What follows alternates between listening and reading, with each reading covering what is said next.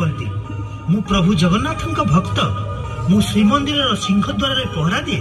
हौ कुआडे आसिला बाप? कहूची मौसी कहूची। कौन किछि गुप्त कथा ना कौन बाप? हाँ मौसी, गजपति कन्या बंदिनी नलिनी देवी तुम पाखु चिठी लिखिछंती। चिठी? पुणी राजकुमारी नलिनी देवी? हाँ मौसी हाँ, गजपति आदेश से वर्तमान बंदिनी। काहेकी? कौन तांकर अपराध? मु कलाचांद को कौन से ए चिठी पढ़ंतु मौसी, सब जानि परिबे। देरे पुओ। प्रिय कलाचांद, ए चिठी तो मोर नुहे, कलाचांद रो। तुमे ए चिठी कोठु पाइलो? मु कीर्तन करबा को राजबाटी जाइथिली मौसी। मते जने दासी ए चिठी देई कहिला कलाचांद को पाखु पठेई दबो, किंतु सावधान, एकथा जेमिति अन्य केही न जानंती। मु तो कलाचांद को ठिकाना जान नाही, तेणु तुमको देउछि। ताहेले ए चिठीटा भी आम पई गोटे विपद। मते क्षमा करंतु मौसी, मु मोर कर्तव्य करिछि।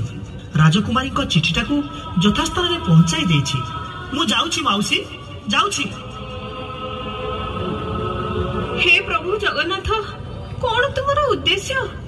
मो पुओ बंगलारू आसी घरे पाद देछि कि नहीं, पुणी एक कठोर परीक्षा। प्रिय कलाचांद, तुम्हें अति शीघ्र मते कारागार मुक्त कर कलाचांद, नहले मु आत्महत्या करिबी। एते तुमर प्रियतमा नलिनी। हे भगवान, हे कालिया सात, मो पुओ को काहेकि एते दुख देउछ प्रभु?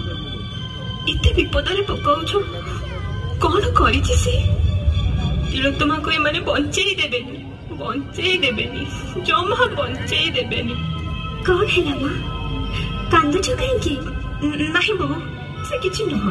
कलाचांद को मोर जगन्नाथ भरोसा होंतु, एतिकी मोर कामना सेई कालिया शांत पाखरे। तुम्हें चिंता करो ना माँ, प्रभु जगन्नाथ निश्चय हमर दुख सुनिबे। बहुत डेरी हेलानी, आस खाइबा आस। मो पुओ मंदिर न फेरिबा जाए मु किछि खाइबिनी माँ। तते जदि भोक लागुछि तू खाइनी। नाई माँ, सेमिति कहना, तुम्हें खाइबा आस। चलो माँ, चलो।